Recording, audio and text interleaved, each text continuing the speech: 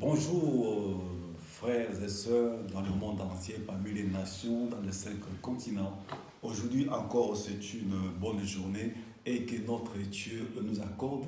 Il a permis qu'on puisse se réveiller pour voir la journée d'aujourd'hui. Et c'est ainsi nous allons partager la parole de Dieu maintenant. Et parce que Dieu t'aime tel que tu es, Dieu t'aime mon frère, Dieu t'aime ma soeur, Dieu t'aime mon papa, Dieu t'aime ma mère, Dieu t'aime mon grand frère, Dieu t'aime mon petit frère, Dieu t'aime ma grande soeur, Dieu t'aime aussi ma petite soeur. Donc maintenant, sois prêt et prête pour écouter ce court message que Dieu a mis dans mon corps. C'est ainsi, nous allons commencer parce que lui-même, Jésus, quand il a commencé son ministère, il a parlé de quelque chose. Et puis, Jean-Baptiste l'a parlé aussi. Donc, Jésus, quand il a commencé, il a parlé sur la repentance. Il y a aux hommes de se repentir. Ensuite, Jean-Baptiste a parlé aussi de la repentance. Et donc, nous voyons même aussi Dieu lui-même, parce que Dieu se fait chair dans la personne de Jésus qui est Nazareth. Il dit dans Genèse chapitre 6, verset 7, Dieu dit, il s'est repenti d'avoir créé l'homme sur la terre. Et il s'est affligé dans son cœur. Il a dit, ça m'a fait mal d'avoir créé l'homme sur la terre. Pourquoi? L'homme a désobéi à Dieu. Il dit, je regrette pourquoi j'ai créé l'homme sur la terre. Et donc Dieu était tellement affligé. Ouais, maintenant, donc parce que Dieu, ça lui a fait mal. Parce qu'il a créé l'homme à son image. Mais l'homme s'est détourné de lui maintenant en désobéissant à sa parole. Et dans la chair qui s'est faite dans Jésus Nazareth, il commence ce premier message sur la repentance. Jean-Baptiste est venu encore, il parlait encore sur la repentance. Donc maintenant, Dieu est très bon. Il donne le temps à la personne de se repentir. Parce que comme il dit dans le livre de Actes 17, verset 30 à 31, 32, 33, il dit, Dieu sans tenir compte des temps de l'union des personnes, il dit, je permets à toute personne de se repentir. Et parce qu'il a fixé un jour où il jugera ce monde, par celui qui a donné le premier à l'excellence d'entre les morts, donc par Jésus Christ de Nazareth. Mais il donne le temps à toute personne de se repentir. Donc ça, c'était qu'une introduction. Mais quand il y a la repentance, mais il faut aller parler un peu plus loin. Et qu'est-ce que Jésus a dit à un de ses apôtres ou son disciple? Nous allons le voir directement. Donc nous entrons vraiment dans la matière, dans le livre de Luc, chapitre 22, au verset 31 à 32. La Bible dit, le Seigneur dit, donc le Seigneur Jésus dit, Simon, Simon, Satan vous a réclamé pour vous cribler comme le froment. Mais j'ai prié pour toi, afin que ta foi ne défaille point. Et toi, quand tu seras converti, affermis tes frères. Donc là, maintenant, c'est Jésus. Il y a beaucoup de messages dans ce deux versets seulement. Mais nous allons piocher quelque chose dans ce verset. Jésus-Christ de Nazareth était l'homme de Galilée. Il dit, Simon, Simon, Simon Pierre, Satan t'a réclamé pour te cribler comme un froment. Mais j'ai prié pour toi afin que ta foi ne se défaille pas. Mais lorsque tu seras converti, c'est toi qui vas fermer tes frères. Donc aujourd'hui, nous allons parler un peu de la conversion. Donc avant, il y avait la repentance. Mais la repentance, ça ne se limite pas seulement de se repentir. Là maintenant, Jésus fonce bien. Il dit, Pierre, Satan a voulu te cribler. Mais moi, j'ai prié pour toi afin que ta foi ne défaille point. Lorsque tu seras converti, c'est toi qui vas affermir tes frères. Et ainsi, aujourd'hui, mon frère, peut-être toi et moi, nous sommes qu'au niveau de la repentance. Mais ici, nous voyons que Jésus va très loin. Il dit, Pierre, Pierre, Pierre, Pierre, Simon voulait te tuer, pardon, Satan voulait te tuer, mais moi j'ai intercédé pour toi. Et toi, Pierre, lorsque tu seras converti, c'est toi qui vas affermir tes frères. Tu vois, c'est toi qui vas aider tes frères. Regardez le niveau que Pierre avait dans l'église.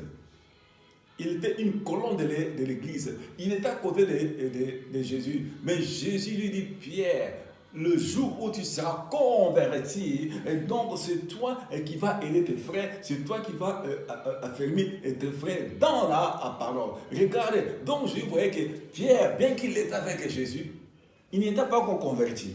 Alléluia. Peut-être tu diras, mais comment? Mais si, Jésus ne peut pas dire n'importe quoi à Pierre.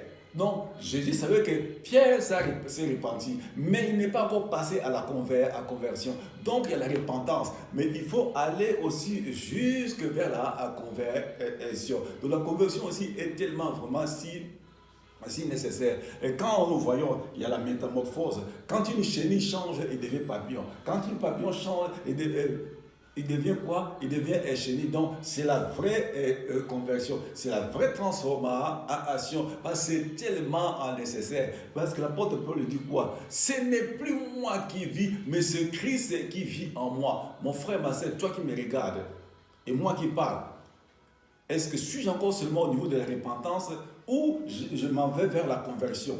Où je me suis converti, même moi qui me parle, qui parle maintenant, je me mets dans le contexte de la parole de Dieu. Je ne suis pas extraordinaire, je suis ton frère.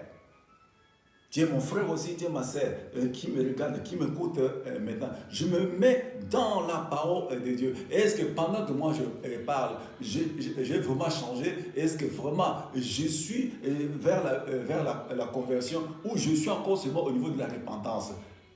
Si la conversion n'était pas nécessaire, Jésus n'allait pas dire à Simon-Pierre comme ceci là.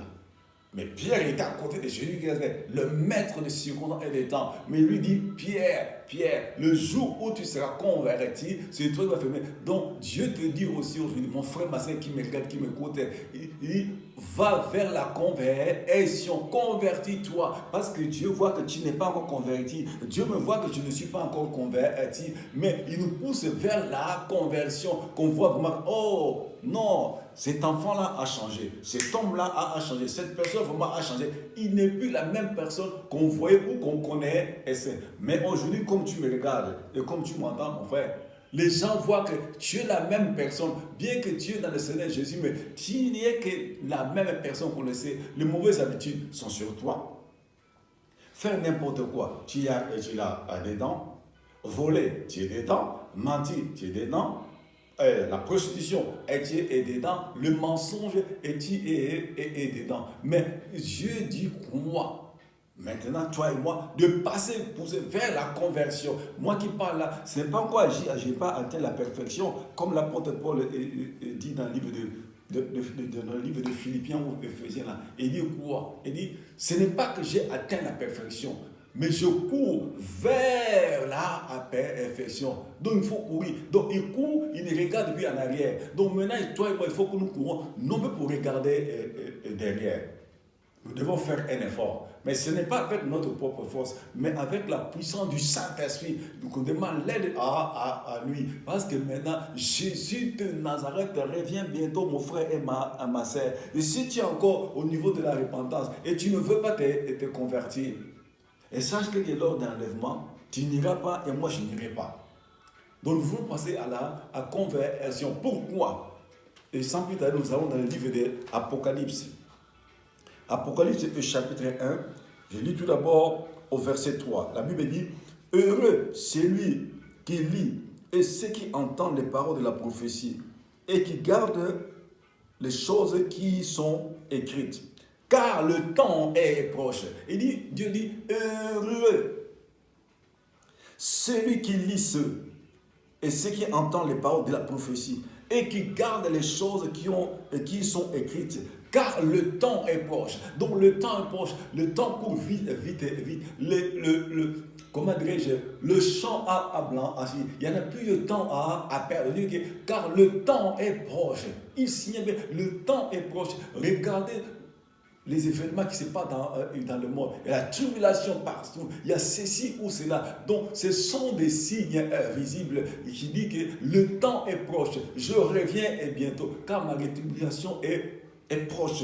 Donc, c'est à toi et à moi de faire très très attention, parce que ça sera à un moment brusque. Mais Dieu nous avertit. Moi qui parle, est-ce que je suis converti? Toi qui me regardes, mon frère, ma soeur, est-ce que tu es converti? Est-ce que tu es converti? Et voilà, nous passons au verset 7. Il dit quoi? Voici, il vient avec les nuées, et tout œil le verra, même ceux qui l'ont percé. et toutes les tribus de la terre se lamenteront à cause de lui. Oui, Amen. Je suis l'alpha et l'oméga, dit le Seigneur Dieu, celui qui est et qui était et qui vient, le Tout-Puissant. Donc Dieu revient, mais dans la personne de Jésus, parce que Dieu s'est fait un corps dans la personne de Jésus de Nazareth. Donc il a revêtu la chair humaine, il nous a avertis, il est l'alpha et l'oméga, le Tout-Puissant. Il dit, je reviens bientôt, soyez sur vos gardes, parce que je reviens. Le sceau de ce monde passera, mais ma parole ne passera pas. Nous y allons dans le livre, toujours dans Apocalypse, là, chapitre 22, et il dit quoi là? Pour terminer, au chapitre 22, au verset 12, il dit, voici, je viens bientôt et ma rétribution est avec moi pour rendre à chacun selon ce qui est son œuvre. Je suis l'alpha et l'oméga, le premier et le dernier, le commencement et la fin. Il dit, heureux ceux qui lavent leurs robes, afin d'avoir droit à l'arbre de vie et d'entrer par les portes de la ville. Au verset 15, il dit quoi?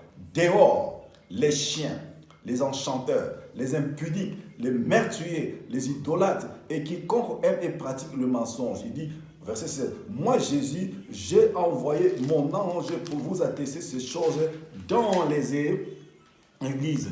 Je suis le rejeton et la postérité de David, l'étoile brillante du matin.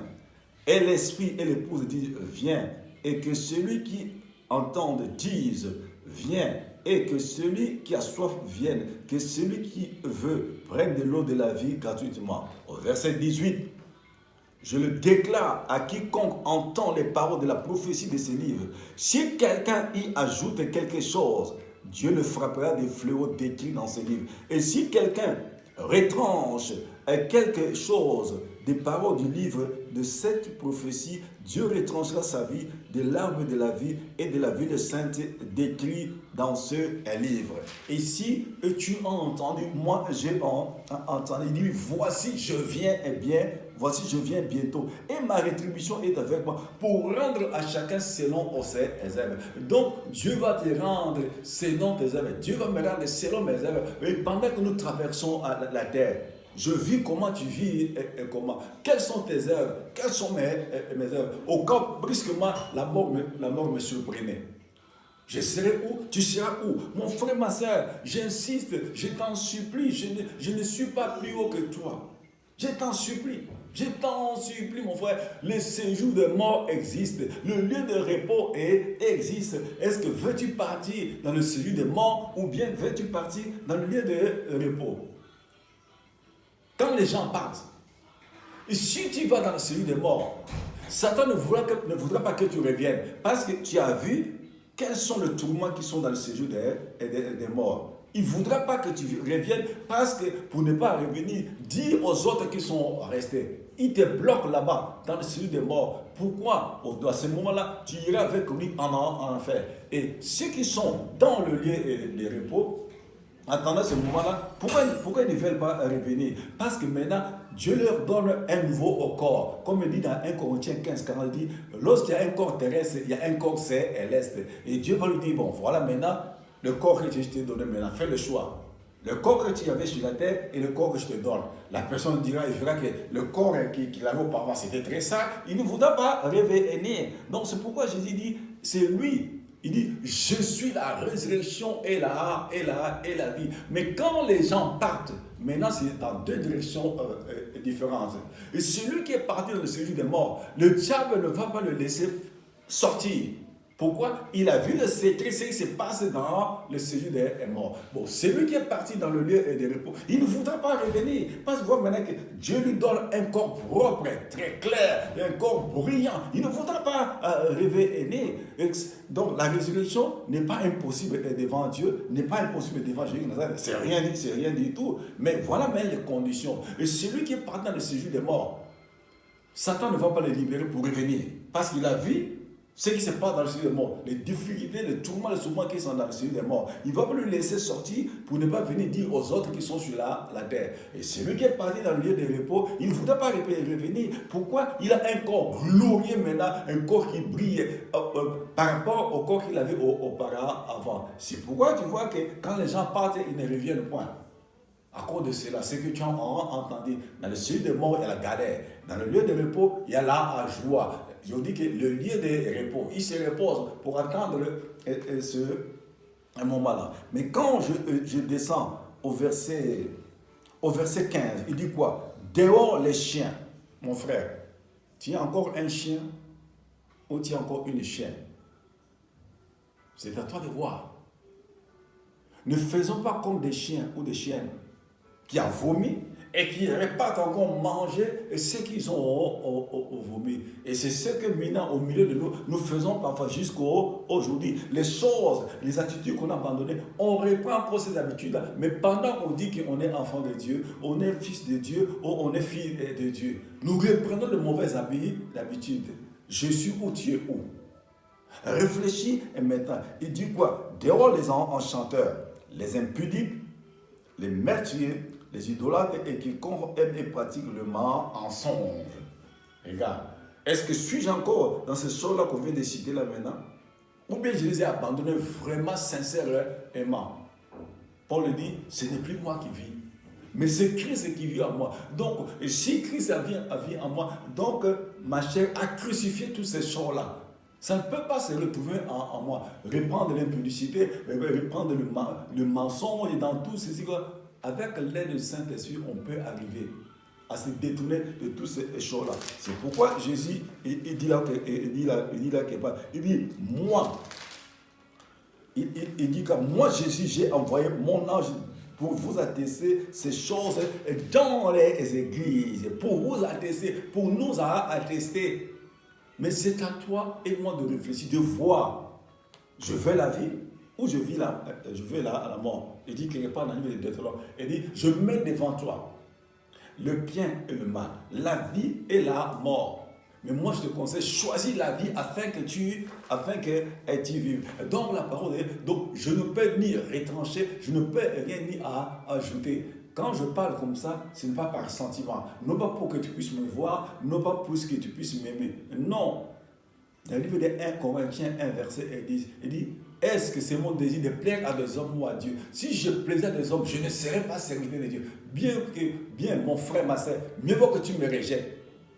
Tu me réunis, tu dis, oh, celui-là, allez, qui se casse, qui s'en aille, gloire à Dieu. Mais mieux vaut que je te parle ce que Dieu veut que je puisse te parler, afin que ton âme n'aille pas dans le séjour des morts.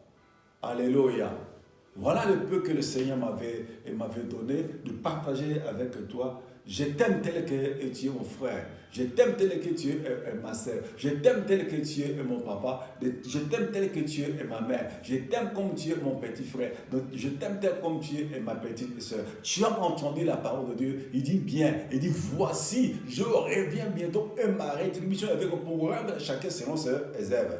La Bible dit que celui qui a des yeux pour entendre puisse entendre. Il dit, si vous avez la bonne volonté, vous mangerez les meilleures productions du pays. Mais si vous êtes rebelle, la glaive de l'Éternel passera sur vous. Mon frère, ma soeur, tu as entendu et que le Seigneur te bénisse. Seigneur notre Dieu, béni soit ton nom pour ce moment et qu'ils vont partager ce message, Père éternel. Je crois que tu toucheras le cœur de ceux qui vont entendre ce court message pour ton intérêt et pour ta seule gloire. Car tu nous aimes tel que nous sommes, Seigneur. Tu n'as pas destiné l'homme pour être un jour en enfer. Parce que toi, tu es Dieu. Tu nous as créés à ton image. Seigneur mon Dieu, béni soit ton nom de ce que tu es en train d'étendre ta main, Père éternel, dans les hôpitaux, oh mon Dieu, où les âmes croupissent, oh Père éternel, dans des diverses maladies. Mais je sais que Jésus-Christ de Nazareth, tu t'es chargé de toute maladie et tu as pris l'infirmité sur toi. Seigneur Jésus, ce Covid-19 n'est pas au-dessus de ton nom, oh mon Dieu, oh mon roi. Seigneur, ok, la source de ce Covid-19 puisse sécher au nom puissant de Jésus-Christ de Nazareth. Seigneur, béni soit ton nom. J'ai ainsi prié, Père, dans le nom de Jésus, de Nazareth, ton Fils. Amen. Que le Seigneur vous bénisse.